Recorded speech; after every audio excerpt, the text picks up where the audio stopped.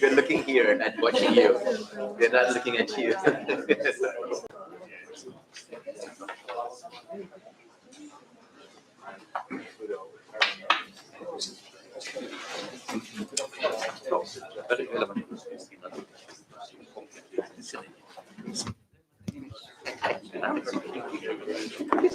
He was looking at the other screen.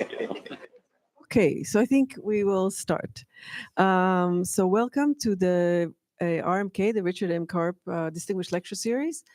And this is a series that was created in fall 2019 in honor of Dick Karp, who was the founding director of the Simons Institute. And we all know about Dick Karp and his role in establishing theory of computation and his landmark results in computation complexity and algorithms.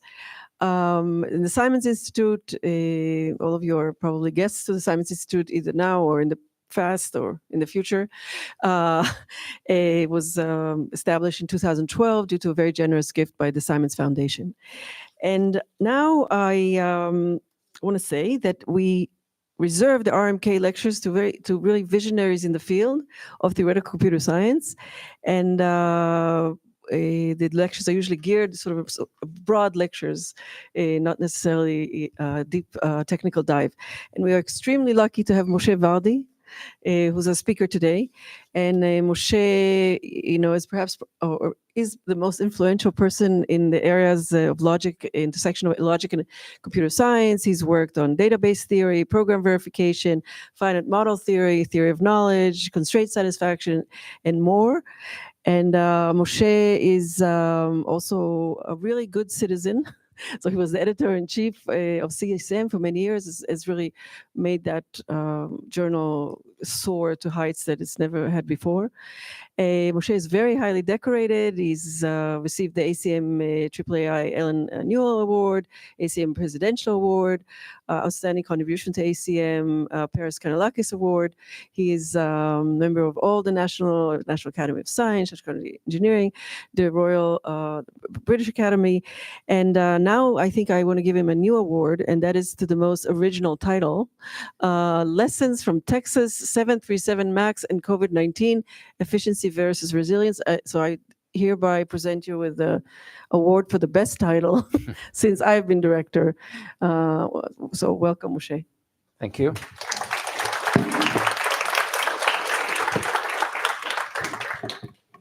So thank you for this very kind introduction, and thank you for inviting me to give this lecture. So we are here in a workshop on games and equilibria, very, very technical workshop. And I'm going to zoom out to 50,000 feet. You'll see there are some connection to the workshop, but I will take a very, very broad perspective.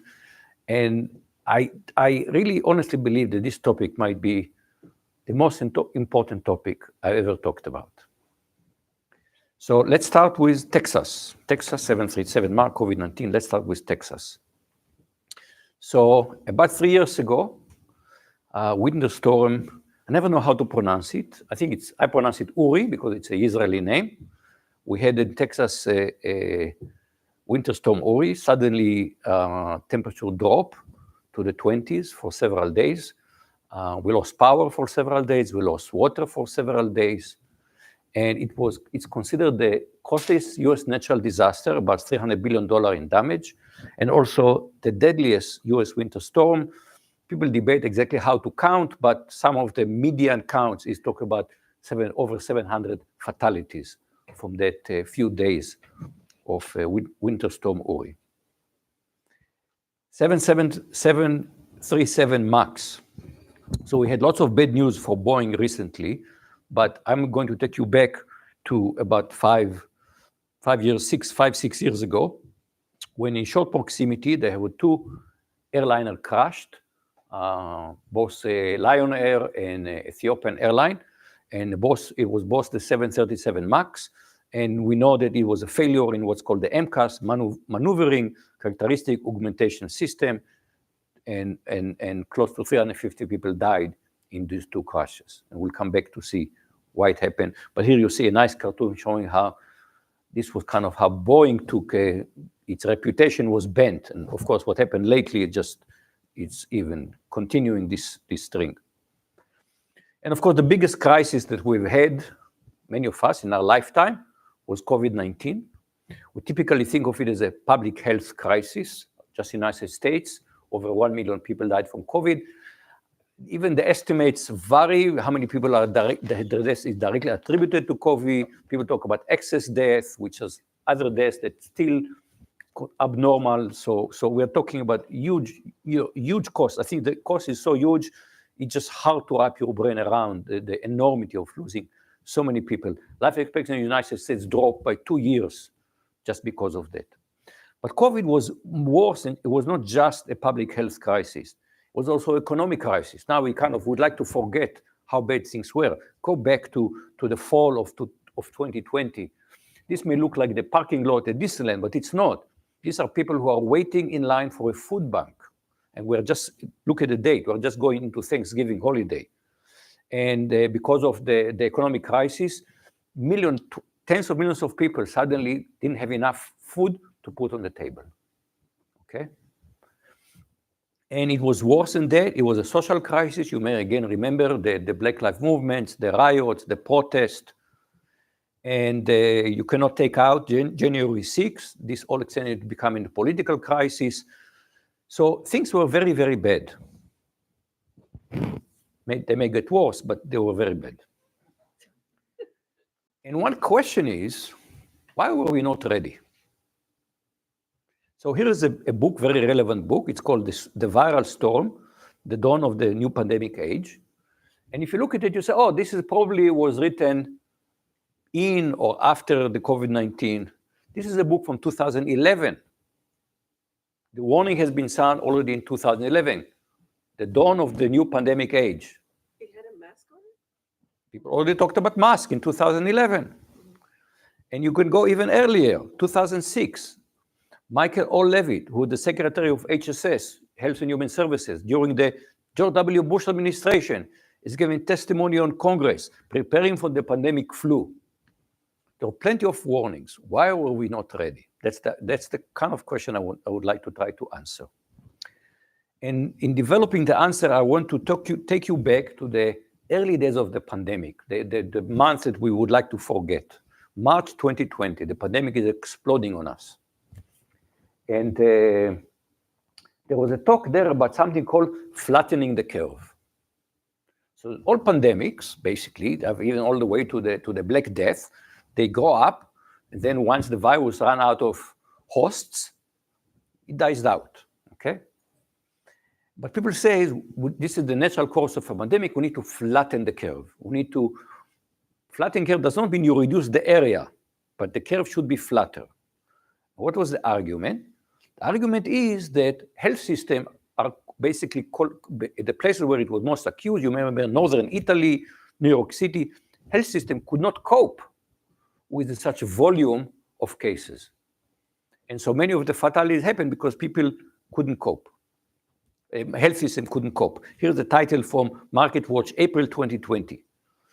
Nurses are wearing garbage bags as they battle coronavirus. It's like it's something out of the Twilight Zone. Why are they wearing garbage bags?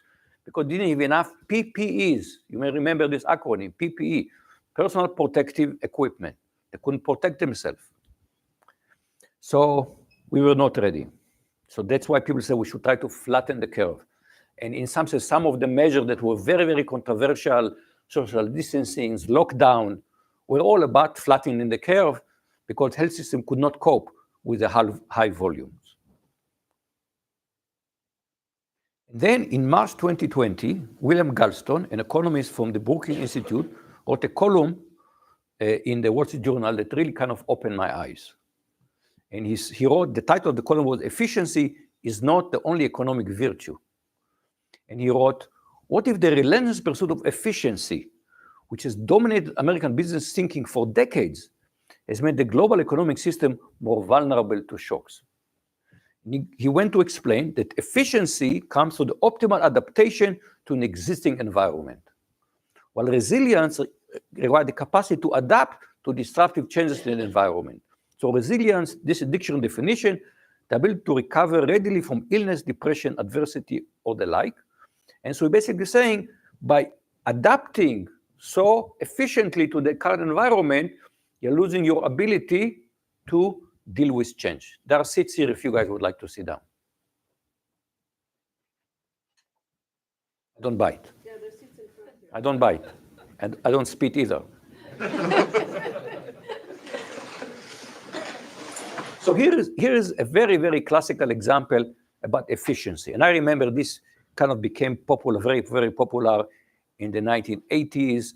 You know, there are companies that their claim to fame was efficiency in manufacturing. Dell, for example, was the PC maker. What was the claim to fame? It was not so much technical innovation as efficiency.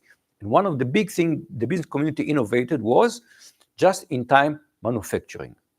So the idea is that normally, how do you buy parts? If you're a manufacturer, you buy parts, you put them in a warehouse, and demand may change, and you take stuff from the warehouse as they're needed.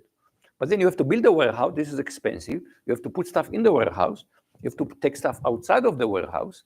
And while things are in the warehouse, they're sitting there. You're not making money on things that sit in the warehouse. So the idea was, let's just time things so the parts arrive directly to the line. Let's eliminate warehouses. Warehouses are wasteful. And this was incredibly efficient. And so as long as things go very well, it works very well. But you are assuming best case logistics. Anything breaks down, any disruption in logistics, your manufacturing line stops because you don't have parts. So this classical example of efficiency at the expense of resilience. And this takes us back to the pandemic. Wall Street Journal, why were not enough paper towels? I think they wanted to write toilet paper, but it seems a bit kind of cheesy, so they went for paper towels. This is a picture that I took from the paper products wing of Costco. You can see, this is a real picture. I took it, it's empty. Wall Street Journal, blame lean manufacturing. Lean manufacturing is another term for just-in-time manufacturing. A decades-long effort to eke out more profits by keeping inventory low left many manufacturers unprepared when COVID-19 struck, and production is unlikely to ramp up significantly anytime soon. So this is in August 20. We still had shortages. This was several months into the pandemic, and we still had shortages because many places closed, and there were all kinds of other disruptions, and manufacturing just couldn't cope with these disruptions. In fact, you may remember the talk about the supply chain crisis. One ship gets stuck in the Suez Canal, one navigator turned the wheel in the wrong direction, and the world trade grinds to a halt. Just think about it. One tilt in the wrong direction. And let's go back to hospitals. Why did, again, Wall Street Journal, why did COVID overwhelm hospitals? Article from September 2020. Why did COVID overwhelm hospitals? A years-long drive for efficiency. Health systems have kept tight rein on employee numbers and expanded outpatient care, helping their finances, but making them less prepared for a medical crisis. Nursing homes were very, very hard hit by the pandemic. Why? But this is Business Week. Cost cutting at American nursing homes made COVID-19 even worse. Industry could have done more to stop the crisis, but they have required creating basis for crisis. But it's expensive to prepare for a crisis. Turns out by November of 2020, COVID-19 deaths were in US long-term care facilities over 100,000 people died. And at that point, the total deaths in the United States was maybe 500,000, and a huge part of it happened in nursing homes. Now let's go back to Texas. So remember the winter storm Uri.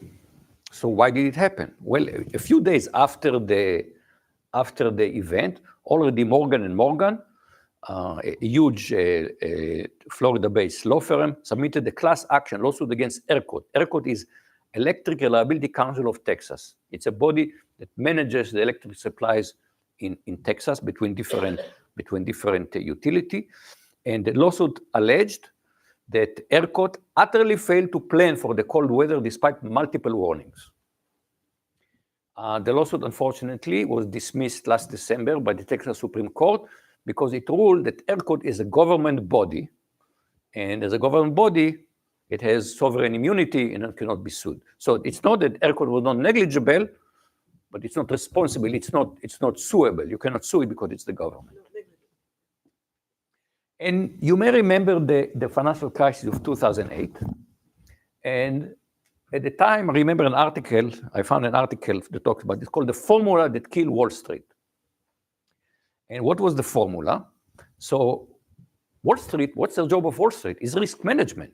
How come they were not prepared? If anybody should be ready for risk, it's Wall Street. They're in a business of risk management.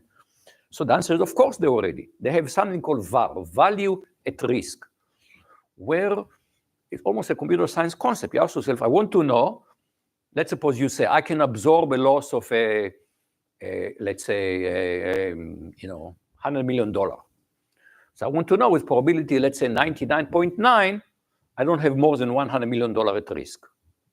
And for this, they use very sophisticated mathematics, Gaussian copula function. We can spend an hour just talking about this function. But the problem with this was, okay, 99.9. What happened with a 0.1%? You have what's called a black swan event. And now suddenly your risk may be much more than 100 million, and you go under. And so, in fact, they went under. I mean, Lehman Brothers went practically bankrupt overnight. And the only way to reassure the market that the government is going to stop it is massive government intervention. And the same way that people say there are no atheists in foxholes, there are no libertarians during financial crisis. So one reason that Wall Street was not resilient enough, because they didn't really think what happens in a black swan event. There was no preparedness for a black swan event. And even going back to the financial crisis, we often ask, is American society resilient? The answer is no. We have known that. 2016, it came out, Atlantic Monthly, the secret shame of middle-class America. Nearly half of Americans, I think something like 46%, would have trouble finding $400 to pay for an emergency. $400. If you go to $1,000, maybe your car brakes failed. You need you need a brake job. That's about $1,000. 2/3 of Americans cannot handle a sudden expense of $1,000. Think about it. So your brakes fail. You need $1,000. You can't repair your car. If you can't repair your car, you probably cannot have a job. You cannot go to your job. You can travel to your job. You lose your job. You lose your job. You lose your house. $1,000. This is the level of resilience. Adam Serwer in the Atlantic Monthly of June 2020 wrote about this how people are affected, the precarity of American society. He wrote, it didn't have to be like that. This desperation of US workers in the aftermath of the coronavirus was the product of a series of policy decisions and missed opportunities. So let's stop to a little bit and ask these questions of efficiency versus resilience. How does nature deal with this tension between efficiency and resilience? And that was addressed not in this terminology, but really it's the same issue in an article called Sex as an Algorithm. This was by Papadimitriou and Livnat. The title was my idea. I told Papadimitriou, you have to write this article. The pink cover was, we chose it to be a cover article. And now the question is, okay, how do we illustrate it? I said, okay, make it pink. I thought it would be funny. People took offense. So what was the article? It was a very serious article. That answered the following question. You can think of evolution as some kind of an optimization problem, right? You're trying to optimize yourself to an environment. Now, bacteria do it by mutation, and mutation, you can think of it corresponding to essentially what we call simulated annealing. Local search with sometimes big non-optimal changes, but essentially local search. But most animals use sexual reproduction, which is like genetic algorithms. Now, people have studied this in depth, And experience has shown that simulated annealing is much faster than much better optimization algorithm than genetic algorithms. I once had a paper with a psychologist. We submitted the paper and we used genetic algorithm and it was rejected. And the reviewer said, you should try simulated annealing. And, I was annoyed, the stupid reviewer, what do they know? So I said, okay, let's try simulated annealing.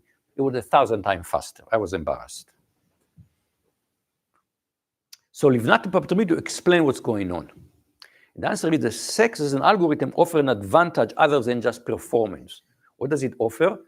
It creates a population with more genetic diversity. Now, more genetic diversity is not efficient. What you'd like is everybody to be 100% adapted to the current environment. But genetic diversity tell you are more adaptable. If the environment changes, some organisms will not be able to survive, but some will. And therefore, the species is more resilient, not individual. The species is more resilient. So nature has figured it out. There is a tension between efficiency and resilience. Efficiency is short-term optimization. Resilience can be viewed as long-term optimization. So why does nature compromise efficiency in favor of resilience? Survival. We know it. Survival. So actually, survival of the fittest is wrong. It's not survival of the fittest. In fact, Darwin said it. I mean, the dinosaurs were incredibly fit until the meteor hit. So Darwin said, it is not the strongest of the species that survives, nor the most intelligent. It is the one that is not adaptable to change. We have this evolution, survival of the fittest. It is wrong. It is not survival of the fittest. Survival of the most adaptable. This is, to me, just, I cannot think of a better picture to demonstrate it. At the bottom, you have natural pine. At the top, you have genetically modified pine. You say, which one grows faster? Each layer, of course, is one season, okay? One rainy season. Which one grows faster? Of course, GM pine grows faster. Which one resists breaking more? Of course, it's the natural one. So it is less efficient, but it is more resilience. If you are going to build a house, choose natural pine. Now let's go back to computer science. What about efficiency versus resilience in computing?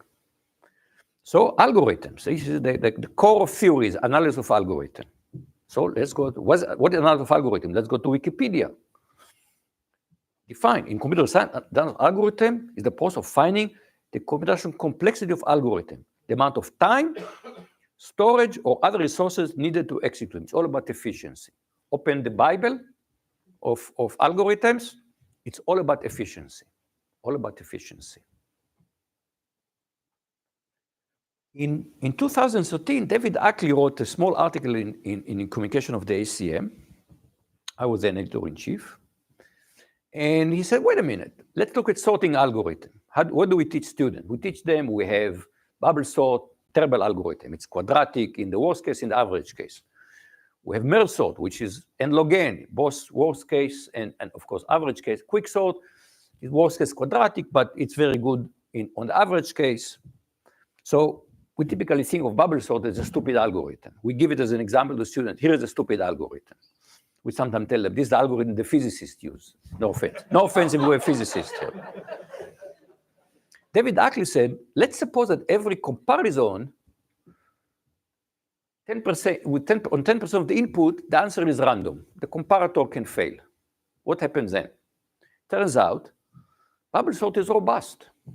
Quicksort and merge sort are not robust. They give you very bad sorting.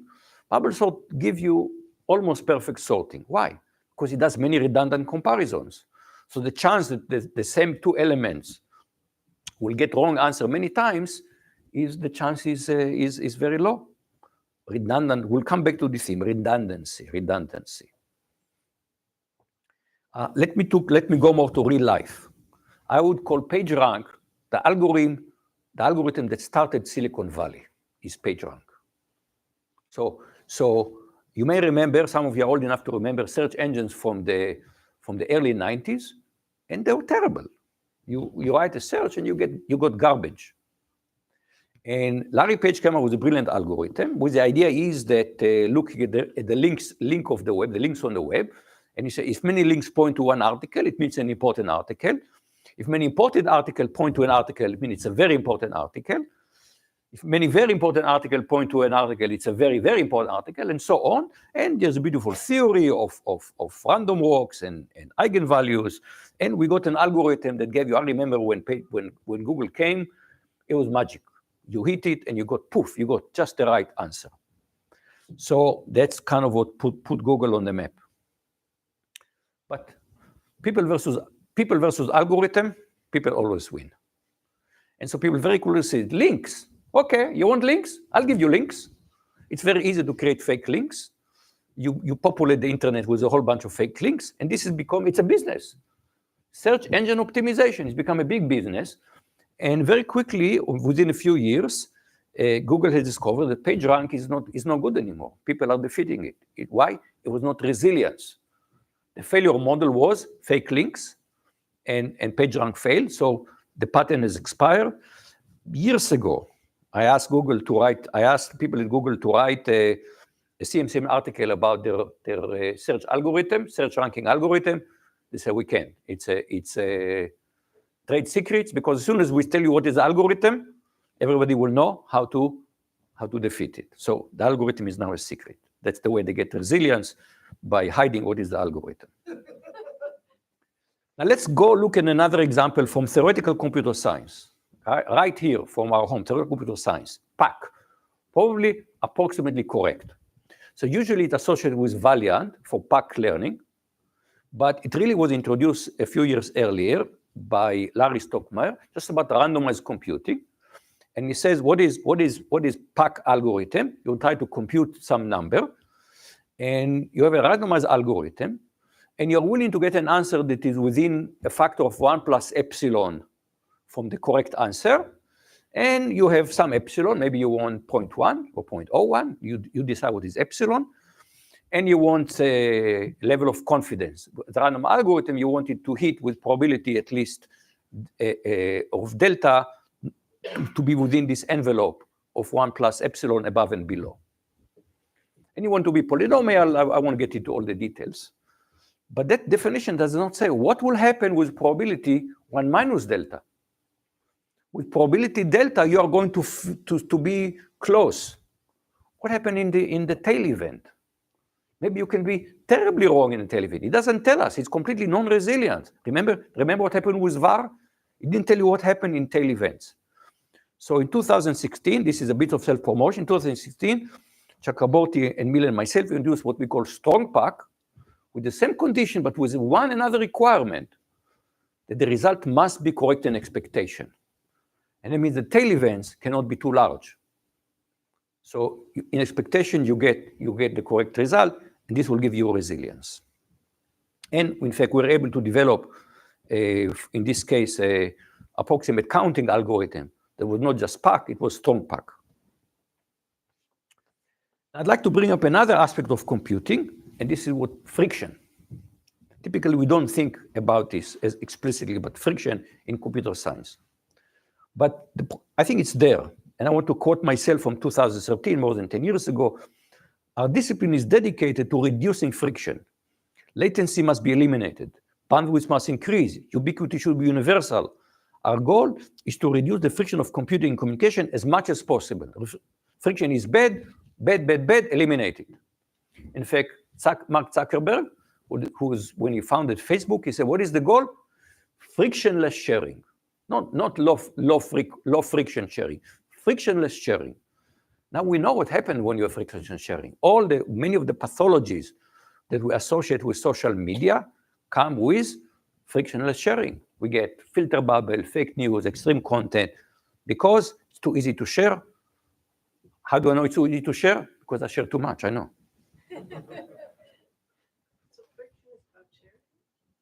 The ease of sharing. It's very easy to share. Just click and you share it, okay? Click and you share it. Imagine, think of the friction. Think of sending email, forwarding email, versus typing it on a piece of paper, finding an envelope, writing the address, leaking a stamp, just. But it's about communication. But this says it's about communication. Let's look at another example where friction was reduced with bad consequences.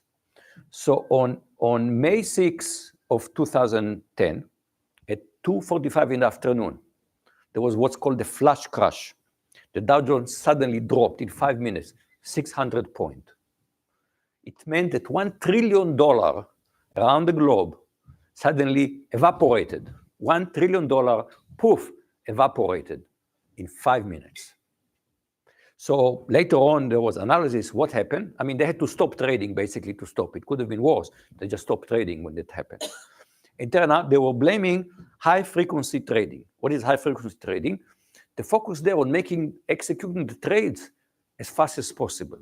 You buy specialized hardware, specialized software, just to make it so the execution, once you make the decision on trading, and that's usually done by algorithms, the execution should be within microseconds. Now, you could imagine that when that happened, when something happens so fast and there's no friction, the system is unstable. You know, one trade can trigger another trade, poof, in 5 minutes, $1 trillion collapse. Now, the proponents of high-frequency trade, you ask, why is it important? So it makes the market more liquid. But even insiders said, like Thomas Peterfield was one of the pioneers, says, up to a point, but today drive for speed has absolutely no social value.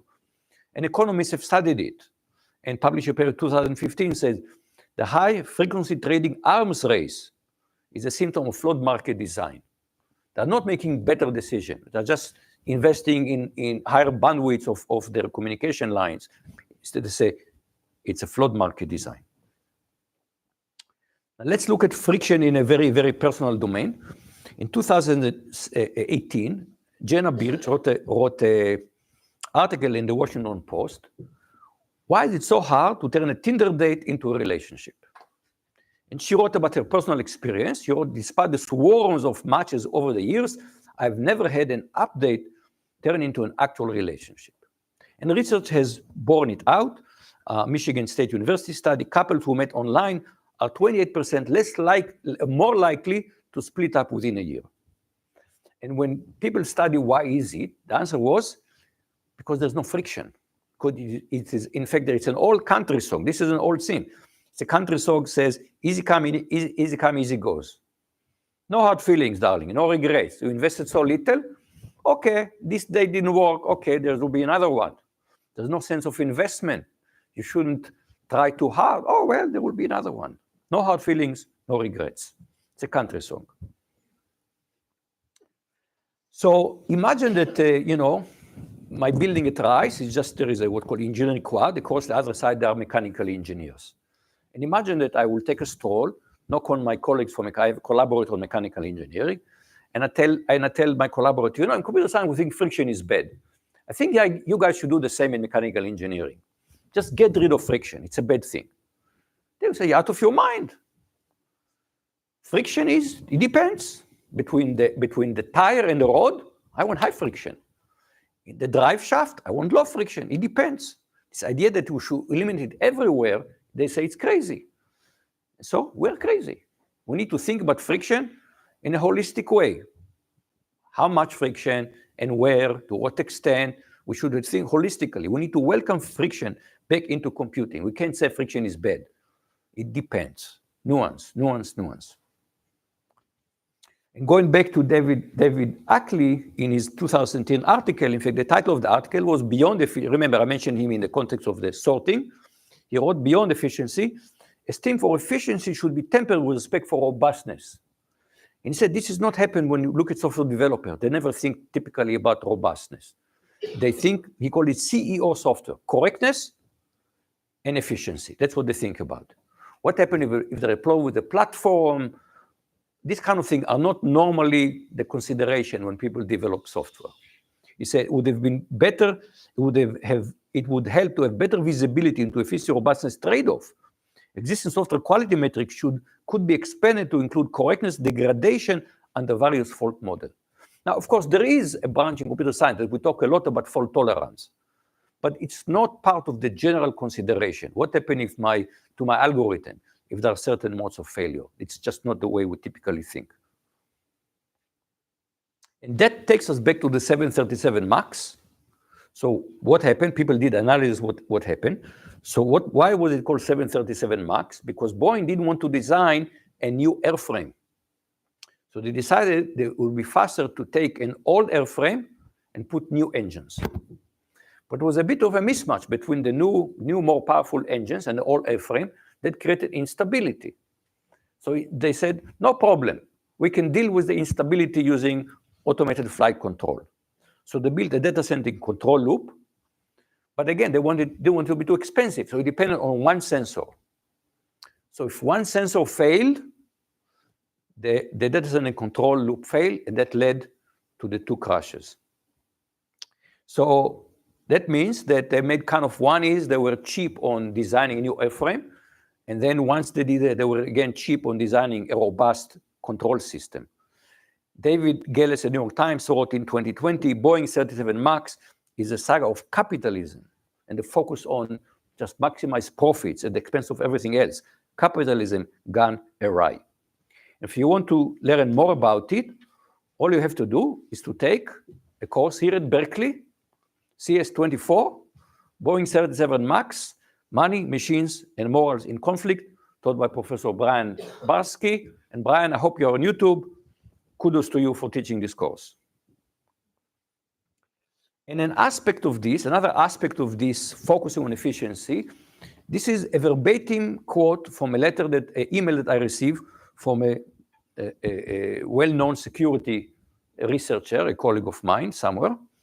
And I wrote something about security, and he wrote back and said, you totally misunderstand how security research is done.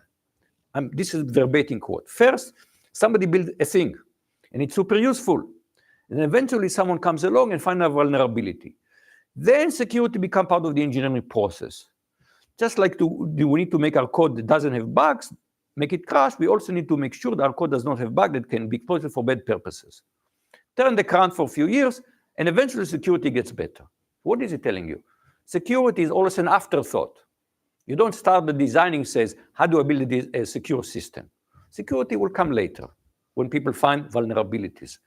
Indeed, a Tech Republic survey among 1,200 free and open source software contributor found security to be the low on the developer list of priority. Why? Security doesn't sell. Features sell. So security is an afterthought. So we look today at cybersecurity, and I think the answer is the pathetic situation. And the best way to look at it, look at all the Turing Awards. Now we had, Turing Award is now more than 50 years. The discipline is more than 75 years. We had 4 Turing Awards in cryptography, including our very own Shafi here. And they're all very deserving. You can ask, okay, what are the Turing Awards in cybersecurity other than cryptography? None. So it really bothered me. So I contacted the Turing Award committee and I said, how come we don't have non-cryptography Turing Award in cybersecurity? And the person asked me, name the contribution. And I couldn't come. I said, you're right. I cannot come up with any contribution in cybersecurity other than cryptography. And now the vulnerability is not just we are worried somebody will steal our credit card, somebody will read our email. Infrastructure is at risk. You know, we had a situation in 2020 that a major pipeline was forced to close by cyber attacks. We had issue that pharmacies came under ransomware attacks, and you couldn't get your medication. Hospitals come under cyber attack. And you'd think the discipline would say, wow, our biggest crisis is cybersecurity. No, we just march along. Everything is good. TikTok, we can make money in other way. We don't have a sense of crisis. I think we need to have a sense of crisis. And part of this attitude, the one reason we are where we are, I think, with cybersecurity, because I would call cyber libertarianism. Okay, so if you look at, for example, a safety of automobiles. Okay, look what happened over the last 100 years. Automobiles are getting safer and safer, and the Ford Model T rolled off the manufacturing line I think in 1910, and then we discover automobiles kills people. So already in 1926, with the National Transportation Safety Board, and one of the things they do, they have safety standards, and all car manufacturers have to comply with them. When it comes to cybersecurity, we don't have this. And industry fights tooth and nail, and now all the billionaires are supporting Trump because they expect low taxes and low regulation. And what do we tell you? They'll justify it. Regulation stifles innovation. So, but they have not done it. I mean, this is a market failure. It's a market failure because think of cars. When do you buy a car for its safety record? There's only one car manufacturer that's made it into a feature, that's Volvo. Everybody else says, we just comply with the standard. But if there had been no standards, we would not have safer cars. We have safer cars because of government regulations. I want to go back to the issue of economic efficiency. I dump on computer science, let me go dump on economics. So it's very clear why we're not ready for the pandemic, because it costs money to get ready for a pandemic. So there were many warnings, but people said, oh, to get ready, we have to spend money. And maybe there won't be an epidemic, pandemic. We're not sure, we don't know what's going to happen. So nobody tells you exactly in 3 years there will be a pandemic, get ready. We think there might be a pandemic. Well, spending money, what happens if I spend all this money? Then there's no pandemic. So just to think how surreal it is, in February 27 of 2020, remember the pandemic kind of exploded on us. With about 2 weeks later, the pandemic was already upon us. In February 27, 2020, President Trump defended a huge cut to the CDC budget. He said, oh, we can hire more doctors when we need them during crisis. The answer is no. By the time you need them, it is too late. And in fact, it's mind-boggling. In 2019, the Trump administration shut down the CDC Vaccine Safety Office. Yeah, who needs it? Costs money. So let's go dig a little bit deeper into economic efficiency. What is economic efficiency? So I went to Investopedia and asked, what is economic efficiency? And Investopedia told me it means goods and factor of production are distributed and allocated to the most valuable use and wasted minimized. And then Wikipedia goes on. Free market advocates argue that through individual self-interest and freedom of production as well as consumption, economic efficiency is achieved and the best interests of society as a whole are fulfilled. Not just efficiency, the best interests of society. Now, not all economists agree with that. Danny Roderick, a distinguished economist, said, economists tend to be enamored of the power of market to promote overall economic prosperity. And he questions that. So let's ask the question, does efficiency guarantee optimality? So for that, let's go find what is the theorem about efficiency. And answer, there is such a theorem. It's called the first welfare theorem. And it basically says under certain technical assumptions of perfect competition, etc., a free market will tend toward a competitive Pareto optimal equilibrium. An economist will tell you this is efficient. Pareto optimality is efficiency. Okay. Now there are other problem with Pareto optimality. It means that that $10 less for Elon Musk is the same as $10 more for a homeless person on Shattuck Avenue. But let's ignore that. But it doesn't talk about the best interest of society. And if we want to get that answer, we go back to Christopher Papadimitriou, who likes to do the computational lens on. And in 1999, together with Kotsopias, he looked at not Pareto optimal, which the same thing was done later for Pareto equilibrium, but he looked at Nash equilibrium. He said there are many Nash equilibria. Let's look at the total social utility, the sum of the utilities of all the players, between the best equilibrium and the worst equilibrium. And the gap was exponential. So economic efficiency does not guarantee that the best interests of society as a whole are fulfilled. Give us efficiency does not give us social optimality. In fact, Papadimitriou a few years later, together with Daskalasi and Goldberg, showed that the way economic systems converge is by a sequence of small steps, right? I raise the price, you buy a little less, it's a sequence. So it's a local search. But we know that under reasonable complex theoretic assumptions, to compute mixed Nash equilibria takes exponentially many steps. What does it mean for markets? The markets will take long to converge. But if it takes long for markets to converge, they will never converge because things will change. Circumstances always change. The weather changes, something changes. So the markets are never long enough stable to really reach an equilibrium. So even the Economist, the bastion publication of the business community, there's too much emphasis on equilibrium. So the idea is that free market give us efficiency, optimality. Actually, it's a myth. If you look at it mathematically, it's a myth. And yet, there is this, the business community still promotes this idea of what I will summarize, greed is good. Now, the phrase greed is good comes from the movie Wall Street, where you have this Gordon Gekko. He said, greed, for the lack of a better word, is good. And why is that? Because they say with invisible hand. Invisible hand guaranteed that everybody can be greedy and we are all better off. But we all know that greedy algorithms are not the best algorithm there is. They get stuck in local optimum. How do we get out of local optimum, for example, with cybersecurity? You need the fourth step of simulated annealing. And right now, the only way it can happen is if society gets involved via government. Otherwise, it's a market failure. And even one of the holiest grail, if you want, of the maxims of liberal thinking, which is free trade, goes back to David Ricardo. And he said, you have two countries, and one is better at making wool, and the other one is making material cotton. They should trade, and everybody will be better off. And it's true. It is more efficient to trade, but you lose resilience. Here's an example. What is the cheapest way for Europe to get gas? Russia. Russia is the closest one to get gas. So Europe, how is Russia able to keep fighting the war instead of all these sanctions? Because all these sanctions do not include gas. Europe still buys gas from Russia. And now you ask yourself, what is, after Ukraine, what is the least stable, the riskiest place on earth in terms of geopolitical risk? The answer is Taiwan.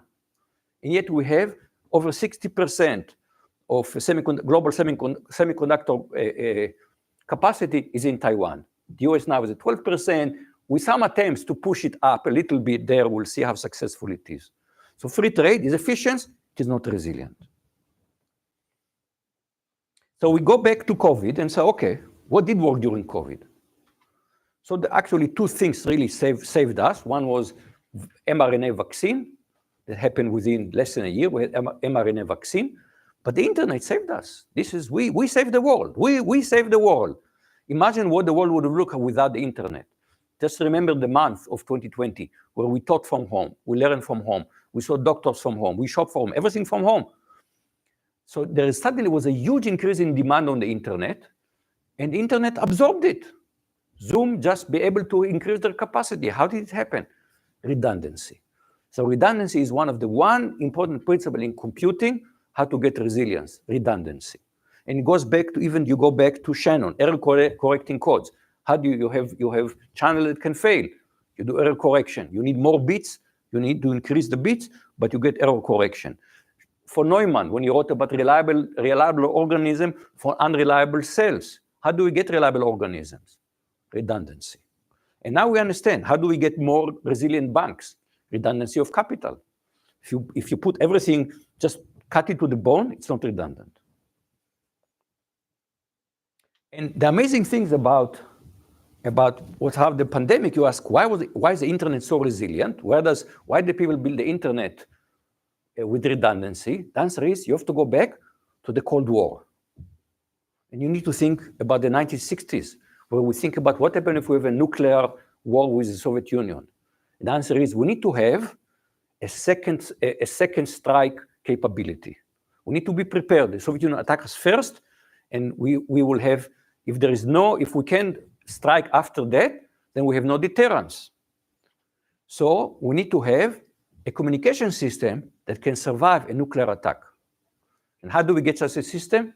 Redundancy. You build a system with many, many more edges in the network than you need normally. And this principle of redundancy that goes back to think about nuclear deterrence is how we are able to survive the pandemic. So let me try to wrap it up.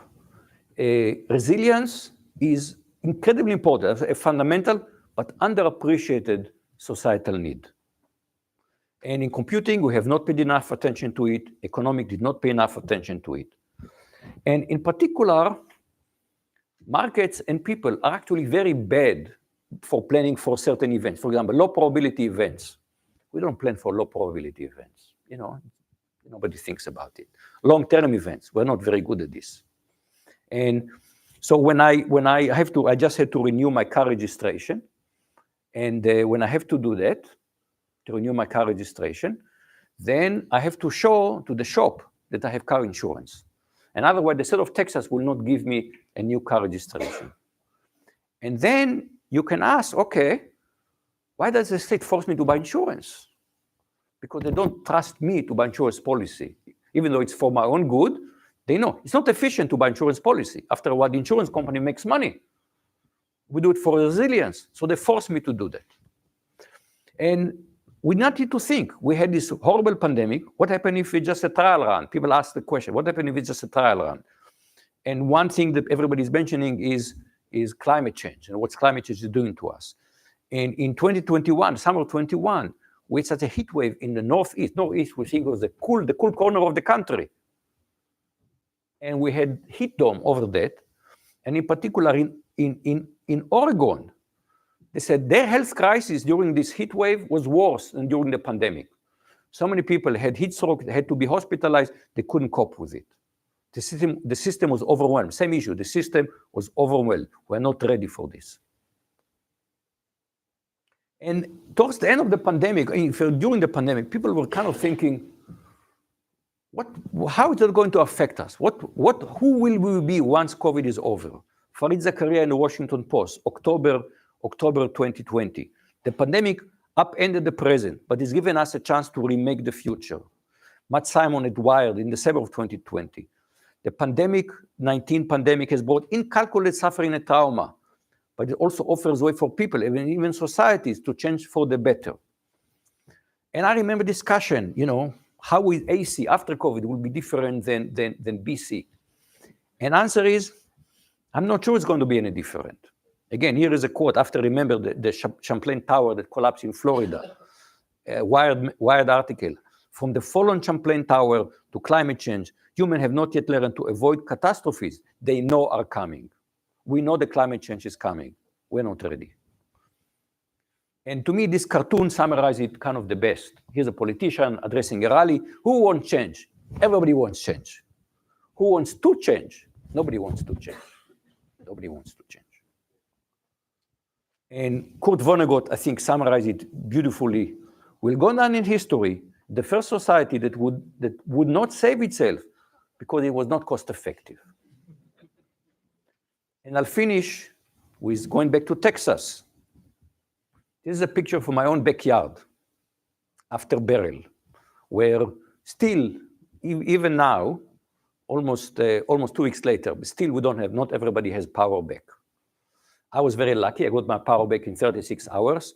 People that go a week without power, we are so dependent on power. To go a week without electric power, it's the pits. And we will yet to hear how many people died because of it. You lose power, people die when you lose power today. So I'll finish here. Thank you very much.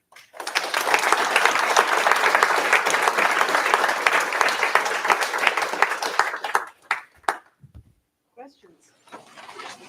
Trying to be provocative. I hope I provoke someone.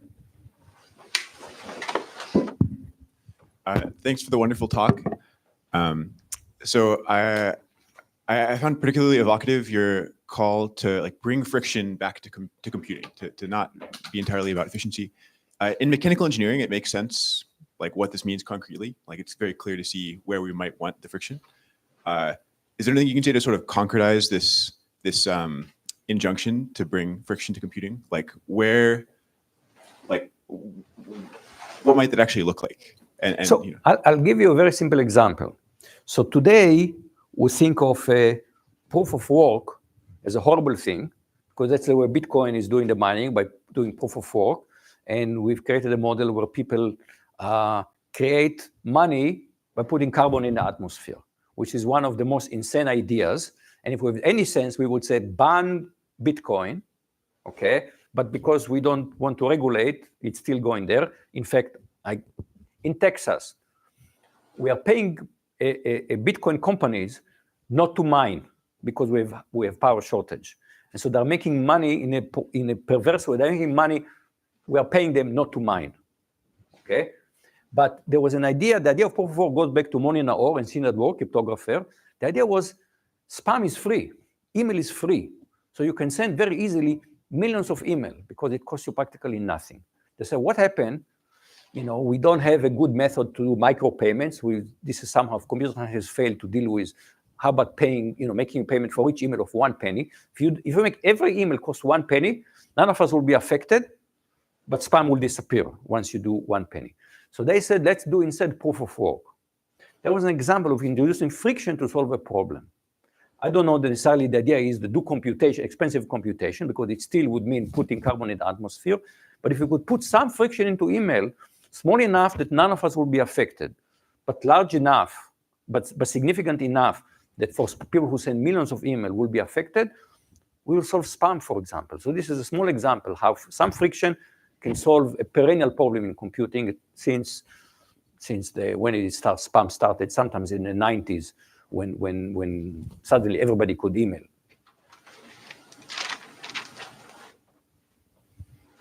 Thanks for the great talk. When you were talking about resilience, it made me think of a story I heard about how there was an election in Belgium where a ray from outer space came and flipped a bit in a machine counting the votes, and that totally messed up the election, and they had to do a whole investigation. What do you think are good ways to redesign the way we program to avoid those kinds of hardware faults? So actually, the people who build hardware, there is some resilience built into hardware because they have to worry about what they call soft errors. Once feature size becomes so small that a cosmic particle can flip a bit. So if you build today hardware, even just a CPU, with no resilience, there are cosmic particles. Lots of them are, look, they're flowing through you right now. Okay, watch out, watch out.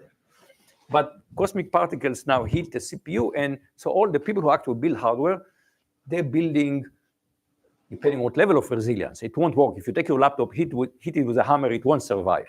But at least they're resilient against cosmic particles. So they actually do that to some extent.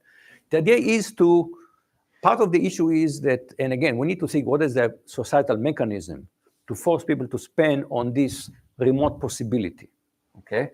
And the answer is that a single company doesn't want to do it because they'll go out of business. So you kind of have to think, that's, for example, imagine that we say, okay, we will raise taxes on corporation and we will have a resilience fund.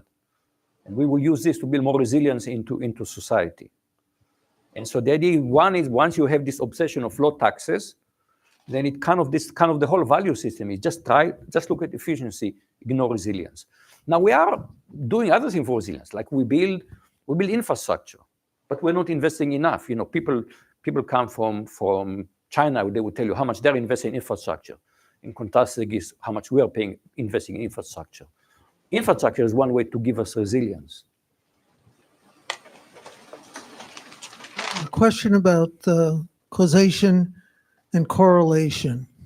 For the past 50, 60 years, the number of marriages ending in divorce has gradually increased. The number of? Marriages ending in divorce. Yes. And the time to divorce has gradually increased and decreased respectively. But it's actually changed a great deal more rapidly in the last 20, 30 years.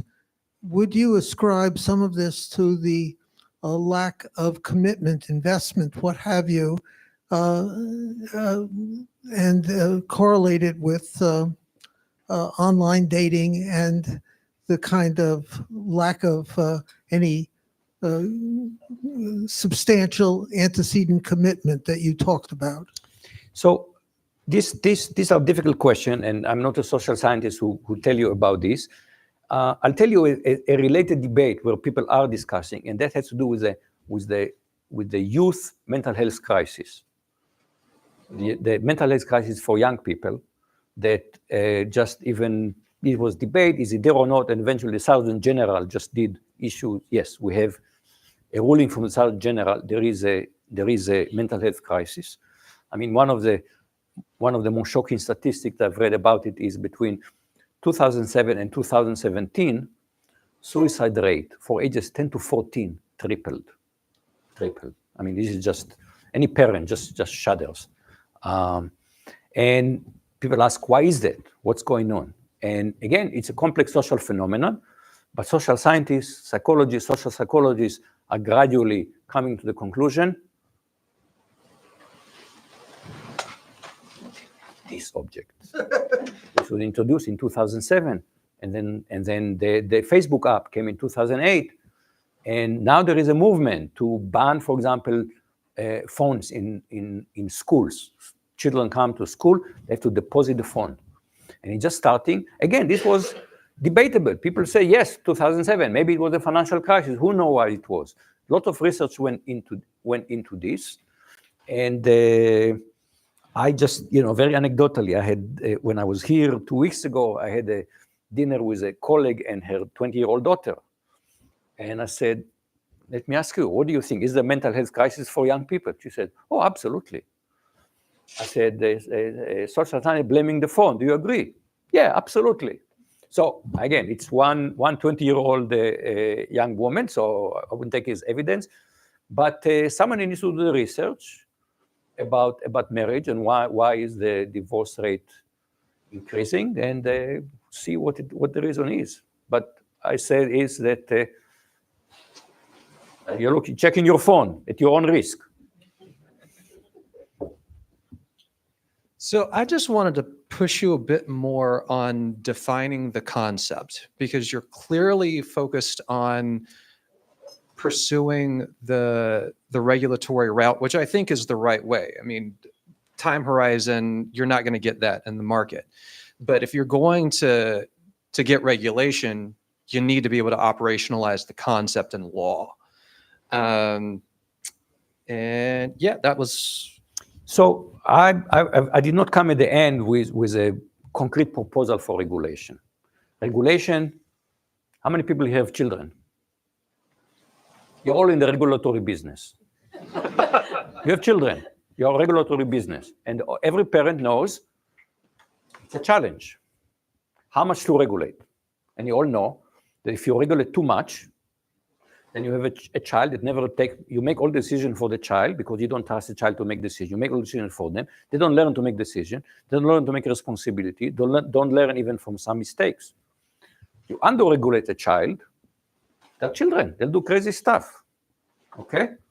When I was a child, I blew up explosives, okay? If you want to talk about crazy stuff, okay? It's a miracle that I'm alive, okay? Like, what is it?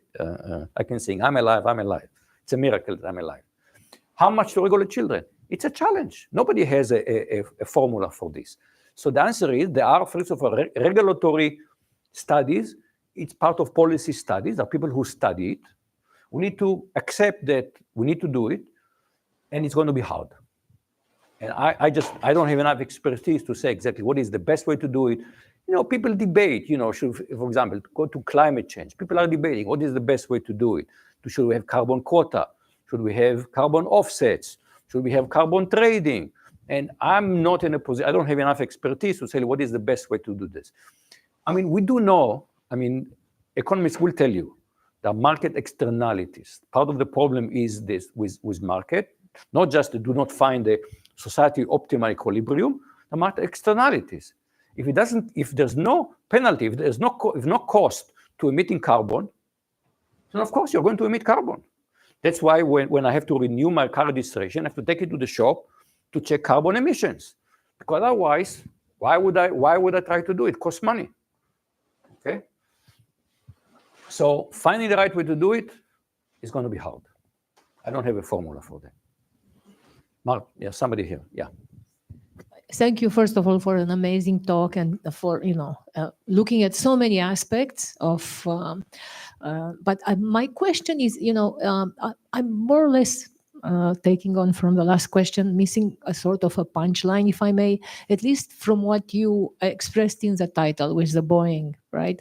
So I photographed your slide, kind of concluding slide, and saying that a data-centric control loop and just one sensor and so on. So how would the frictionlessness No, there it play wasn't about into friction. this? No, let's not. There it was, what happened. So Yeah, I've kind of brought maybe too many different aspects and of the this. same for the COVID, yes. So Yeah. Too many different aspects. So to me, efficiency is the whole thing. Part of what we did in terms of efficiency in many aspects. One is don't spend money. That's efficient, okay? Let's not spend money where we don't have to. okay? So we don't get ready for the pandemic because it's expensive to get ready for the pandemic, and maybe the pandemic will not happen, okay? So if you just compute expectation, it may not make sense to do it. So why do we all know that we lose money on insurance. We know insurance companies make lots of money. We're paying, where the money come from? Come from us. Why are we paying them all this money? The answer is because we say, what happened? What is the worst case can happen? An accident, and then I want to insure myself for that. So friction is one aspect where we're focused on efficiency reducing. The other aspect, it has to do with money. We know, take Brian Barsi's course here, and we know what happened to Boeing. What happened to Boeing is, it used to be an engineering firm, and then the finance people kind of got the upper hand, and they say all this over-engineering is expensive. Designing a new airframe is going to cost a lot of money. Let's use an old airframe and just put new engines on it. The engineer says it's going to be unstable. Oh, well, you guys are engineers. Just build a flight control, automated flight control. Well, it's going to be expensive because it takes many sensors. Okay, see what is the minimal number of sensors you can do it on. So basically, you see the finance pressure happened to Boeing, and Boeing used to be a great company. Look what's happening it's now. I think there is a Boeing rocket still in outer space. They have not approved it even to fly back now because they don't trust it to bring astronauts back to Earth. It's part of what happened to Boeing. I don't know how after what happened, they let them send astronauts to the space station. Oh, God. Yeah. More than 10 years ago, Nassim Nicholas Taleb published a book called Anti-Fragile. Yes. So yes. There he goes beyond asking for systems to be resilient. He wants them to be anti-fragile, which means they thrive, they benefit from disorder. Do you think it's a step too far? And if not, what can computer science contribute to this call for design of anti-fragile systems? So anti-fragile is a fantastic goal. I'm trying to be more modest, I would say, let's just go to the step where we always think about when you're going to build a system from the very beginning, think about, yes, I want to be efficient, need to be resilient, and now I need to navigate the trade-off between them. There is a phrase I heard, not my phrase, I heard it recently, and I thought really, I said, there are no perfect solutions in life. Everything is a trade-off, okay? And so we kind of need, first of all, to bring it, again, you teach algorithms. Standard course in algorithm does not mention the F word. F word is failure, okay? Does not mention the F word. If you take a course on fault tolerance, there you'll talk about it. There are bunches in computer science that's a big issue, okay? Fault tolerance. But a standard course in algorithm just never mention this idea that we need to think about resilience. And I think we kind of need to think about it from the very beginning, how to bring it that our students always think there's efficiency and resilience. There is a trade-off, and it's difficult. I need to navigate the trade-off. Anti-fragility is a nice aspiration, but I don't know that we're there. We have not yet taken resilience seriously. But I was very much inspired by Nassim Taleb. Part of the problem with a talk like this, that the number of slides always kind of overflows the amount of time that I have. So I don't mention here. But he looked at what happened in financial crisis. He came up with the black swan and pointed out that they're not thinking. Wall Street is not thinking about, okay, what happened? This event is too remote. We don't have to worry about it. So the answer is we all neglect remote events, okay? I'll give you a simple example. You're going to take a ride, let's say for 100 miles. How many people here are afraid to ride in a car for 100 miles? Okay, few people. Most people, oh well, it's 100 miles, it's not a big deal. You know what is your risk of dying if you take a 100-mile ride in a car? 1 in a million. What do we do with this risk? We just dismiss it. Because we couldn't live our life. That's what I say, it's a trade-off. That's what I said. You can't say, I'll be totally resilient. Then I will just hide behind the cathedral and do nothing, right? And then I'll die from hunger over there. So there's no, everything is a trade-off. And so, 1 in a million, we seem to be willing to take the risk, okay? Without thinking. Actually, traveling 1,000 miles by airplane is much safer than riding 100 miles by car. But we need, the problem is some of this, even here, we're taking a risk for ourselves. But for example, if you have children, you say, well, you know what? I'm still going to drive. I can't live my life without driving. But I buy a life insurance policy. So at least to ensure some economic well-being for my family in case I'm the provider, I'll do something like that. So people do that. In the whole insurance industry, the purpose is to give us resilience. So it just have to be, it's not part of the conversation in computer science. What I'm trying to do is, it has to be part of the conversation. Yeah. Over there, so we'll get back to you. So I think you've already sort of Where's the mic? highlighted- This guy, okay, he goes first. Yeah. I think you already highlighted that sort of efficiency has the lure of the local people who are doing it gain the benefits, and the resilience, the penalty is to sort of a larger population that maybe the individual. So there's sort of this sort of disconnect between my local incentives, which are efficiency bound, and these other ones. And so you're sort of talking about government regulation as a way to kind of impose this. And I guess there's some sense, I guess maybe my question would be something like this. If you imagine that, let's say I'll give you 20 years, and I tell you in 20 years, resilience has been incorporated somehow into society in a reasonable way. What would you say is the most likely path for that? So this is becoming somewhat political, but it's after 5, so I can be a little political.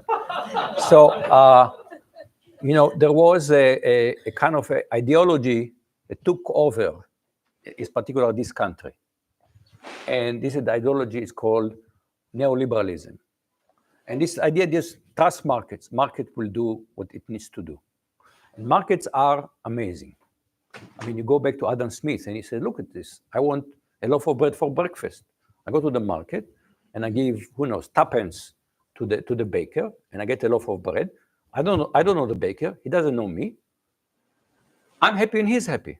Both of us are happy. Look at the magic of markets. So it is, markets are amazing. But economists will tell you, economists who are not ideological will tell you that market externalities, market failure. I mean, there are studies and studies and studies, asymmetry of information. So somehow to believe that markets know best was just a really fundamentalist belief. And we need, first of all, we need to get out of it. We need to recognize markets are amazing, but they have limits. And we as a society, in a very messy political process, we need to try to take care of it. You look at the Constitution of the United States. To me, the most important significant part of the Constitution is the first paragraph that people skip. What does the first paragraph say? What is the purpose of the United States? To contribute to the, I'm summarizing it, to contribute to the public good. Common defense, economic prosperity, contribute to the public good. Now, you and I may have very different opinion on what is the public good. So the body of the Constitution is a mechanism by which a collective of people reaches agreement, imperfect as it is, on what is the public good. But in some sense, the Constitution didn't say, here is what we want to accomplish, public good, and therefore we leave everything to the market. They didn't say that. That's private property. The market is part of the Constitution. The fact that the Constitution recognizes private property is, I mean, what is it? Illegal taking. I don't remember exactly the phrase. The Constitution doesn't recognize private property, but it's not the end. The end is how we act as a society. And so we need to kind of regain that. We need to regain and to say, okay, you can overdo it. I say, just like regulation, you can overdo it. And we've seen societies that overdo it, they decide we cannot trust markets at all.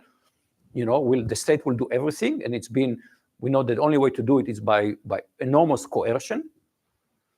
But we've done other experiment, and that has not worked well. So it's time to, I quote Oscar Wilde, moderation in everything, including in moderation itself. We need to go and, search the hard, you have a highly multidimensional space, you try to optimize. We all know it's hard. Yes. So I'm an economist more than a computer scientist. I very much enjoyed the talk. One of the things it reminded me of is years ago I was working for a consulting firm, and the head of cybersecurity gave this very good presentation, very, very quantified what would happen if different things went wrong, and showed the huge cost that would happen and which would put the company out of business. And I'm wondering if I'm big fan of regulation too. I'm, not a market, pure market guy. But given both in terms of incenting regulation, maybe incenting corporate boards, could there be research where computer scientists quantified the downsides of unreliable systems and showed what the costs are in different scenarios to try to communicate that to people? I mean, that's, again, there is a part in computer science that people do look at failure, people with distributed system, people with networking. There are people, I don't want to say that all of computer science does ignore failure. This will be interesting because this will be, I would say, less computer science and more what some people call informatics, which is kind of a bit broader view. So the School of Informatics, and they look not just like algorithm and logic and all this kind of thing, but they try to understand how computing is interfacing society and what is the impact of society. And computing today plays such a huge role in society, okay? A huge role in society. Practically, I said, the mix did not inherit the earth. The geeks did, okay? And so kind of trying to understand the impact of computing on society, that almost should be a new, I don't know that we have the expertise to do it. We need to participate in a conversation, but we need economists who dig into kind of understand the impact of computing and look at economic impact. As we said, the people who looked at mental health crisis, and they need to try to understand, okay, what is it about phones and social media that affect people's mental health? So we need more and more, because we're playing such a big role now today in society, we need to get out of our ivory tower, so to speak. Understand it's not just about algorithm and lower bounds, okay? We are playing with real life now, and we need to kind of have a broader conversation. The universities, for example, needs to try to encourage this kind of conversation. Oh, I think Somebody there. No, Sampas was there before you. Yes, Sampas, please.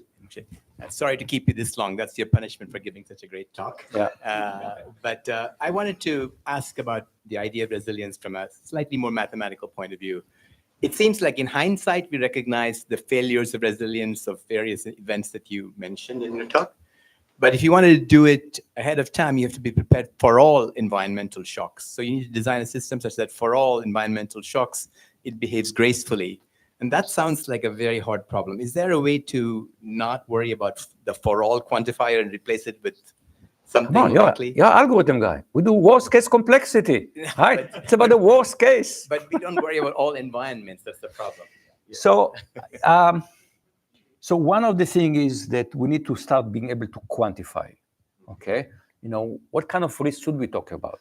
As I said, I discovered that we are all taking willy-nilly risk of 1 in a million.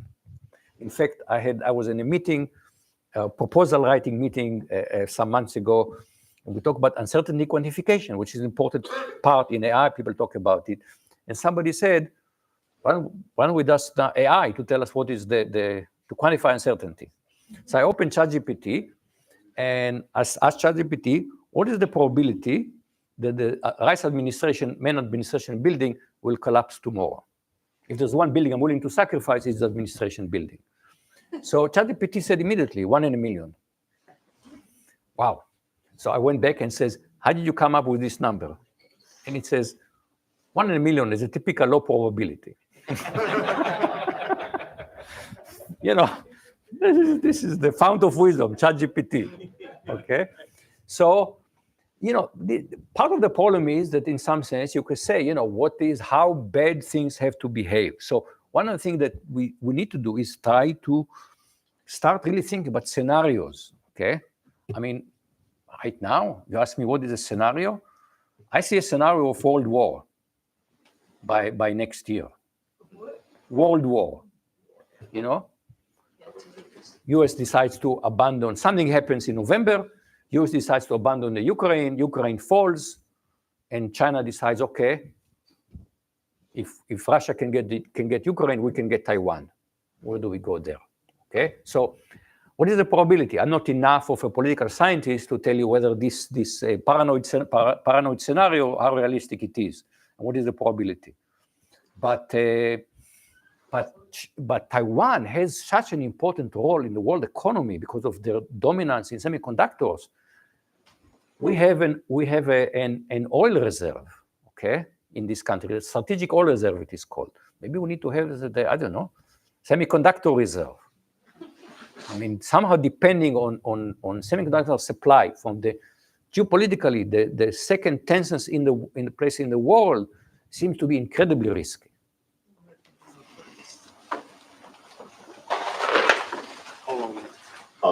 Thanks again for a wonderful talk. I'm really interested in phenomena that are both resilient and efficient and bad. And I'm thinking of things like conspiracy theories, incredibly resilient, incredibly efficient. What kinds of friction? What kinds of friction?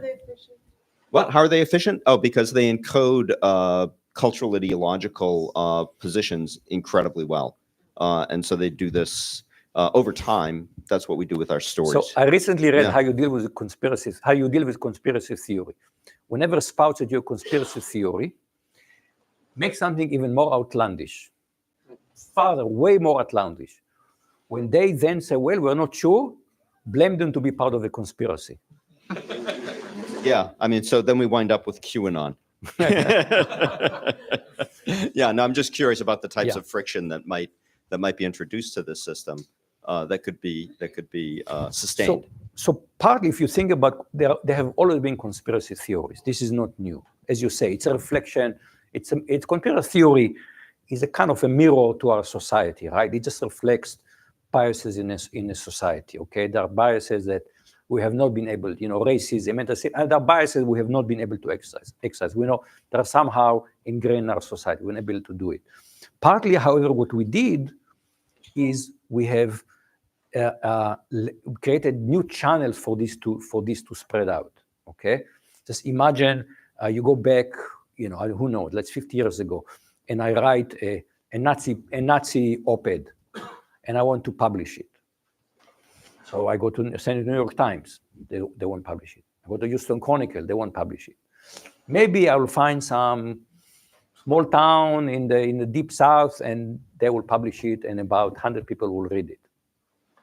But today, you can put it on social media. Now, most people would not want to see it, but enough will click on it. This is the frictionless sharing, and it will spread. Because now we are kind of, your bandwidth is kind of huge, right? We're talking to everybody in some sense. So partly, there are pathologies that always exist in our society, but we give them megaphone. We talk about, we should democratize everything. Well, that's not always a good idea. Okay. So, and again, there was no thinking behind it. Let's just do it. I mean, part of what we have the culture, which is, I have a new idea. Let's do it. Why? Because we can make money.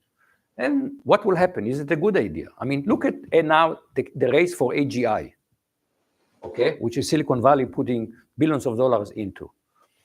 And Daniel Dennett, the philosopher who died just a few months ago, mostly famous about consciousness, and he wrote an Atlantic Monthly article about the risk of creating what he called 4 humans. And you look at the whole idea of creating artificial intelligence, and you go back to Turing article 1950. So he said, can machine be intelligence? He writes a whole article, he says yes, and what does he conclude? So let's do it. And then this was 1950, 1956, the summer of AI. A bunch of people said, well, now maybe it's possible. So let's do it. Reflection about what would it mean? None. I grew up partly, in the AI community. It's only about around 2010, the people in the AI community start saying, gee, Stuart Russell here in Berkeley, I think he started saying, he wrote an article, what if we succeed? Okay. I was coming from a different point. I started talking about, again, in around 2012, about what's the impact on the labor market. And I remember giving a talk about possible adverse impact to the labor market. And somebody comes to me after the talk and said, don't give such talks. It's going to be bad for funding. I'm serious. This was the mentality. Don't give such talks. It's going to be bad for funding. So now we're talking about AGI. This is the hot acronym now in Silicon Valley. What will be the impact? Is it a good idea? Should we rush ahead to do it? It's just worrying what consequences has not been in our vocabulary.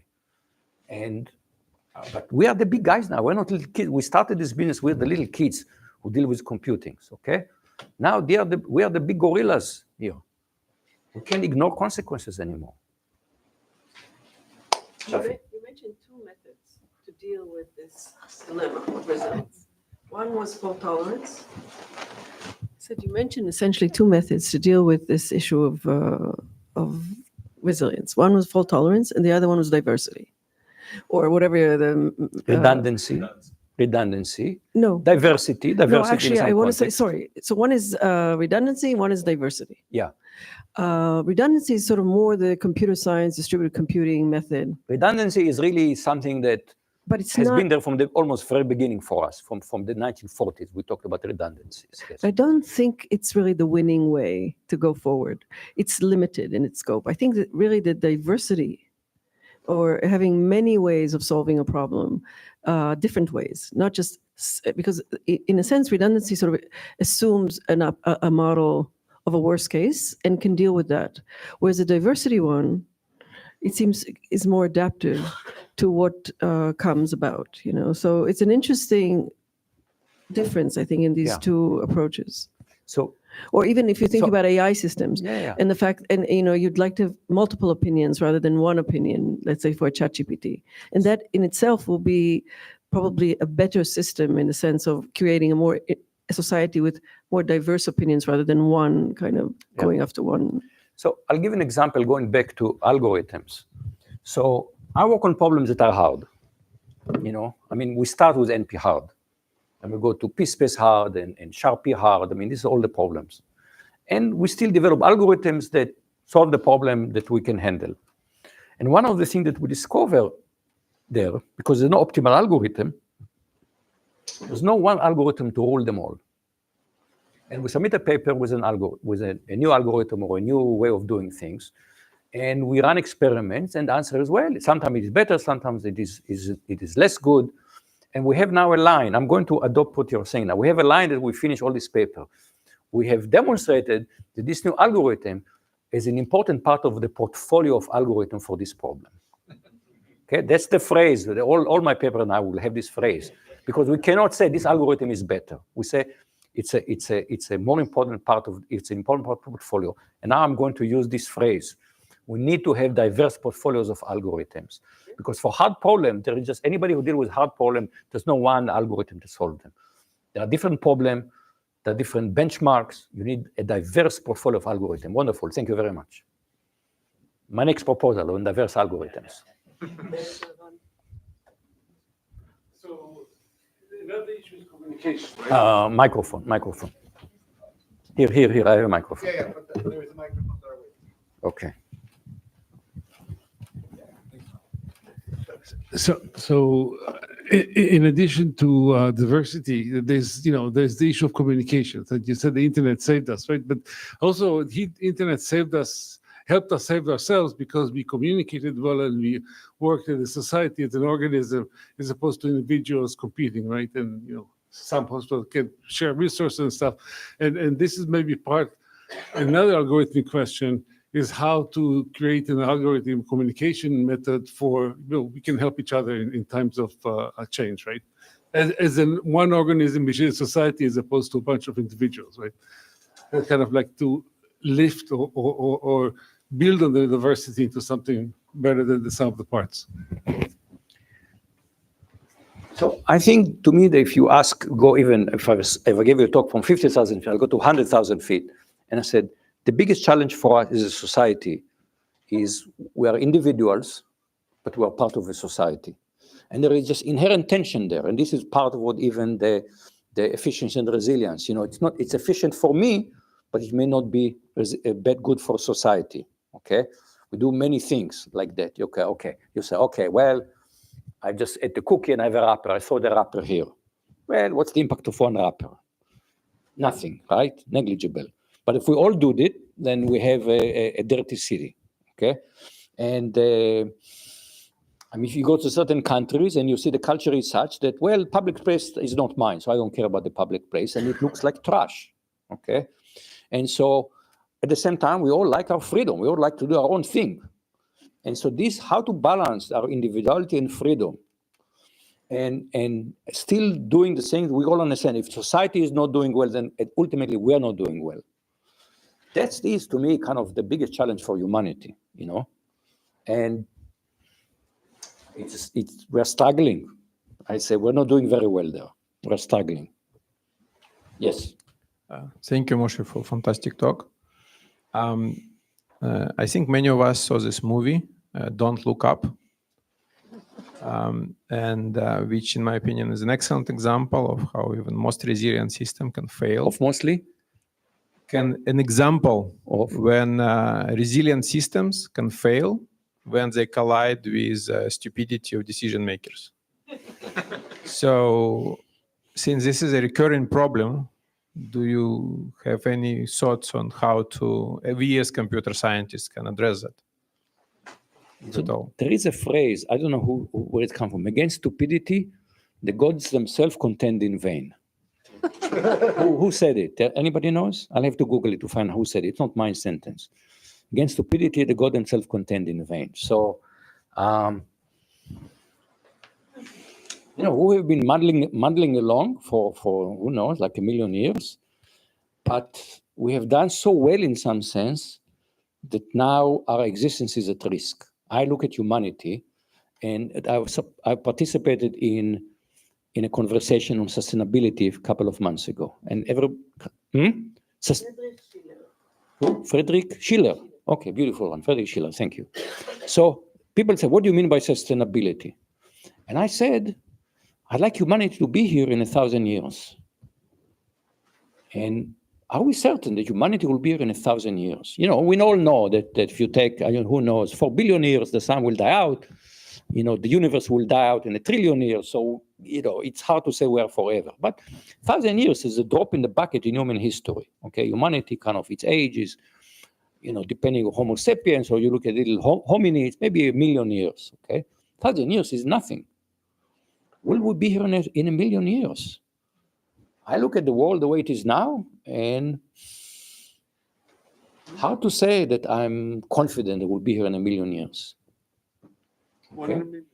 I'm sorry, 1,000 years, not 1 million. 1 million years, too far away from me. But 1,000 years, will we be here?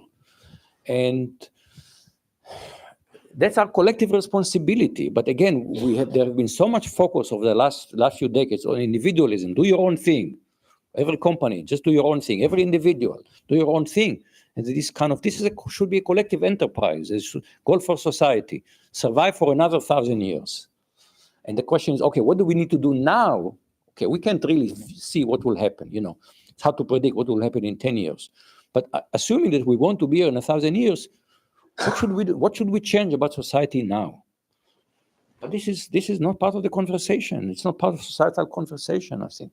Part of the point is that resilience means it's part of long-term thinking. That's what you see here, right? Why do we have, you know, ignoring the fact that you can say, oh, sex is fun. Sex is fun because it was evolved to be fun, to give us diversity. That was the purpose. It is fun because we want genetic diversity.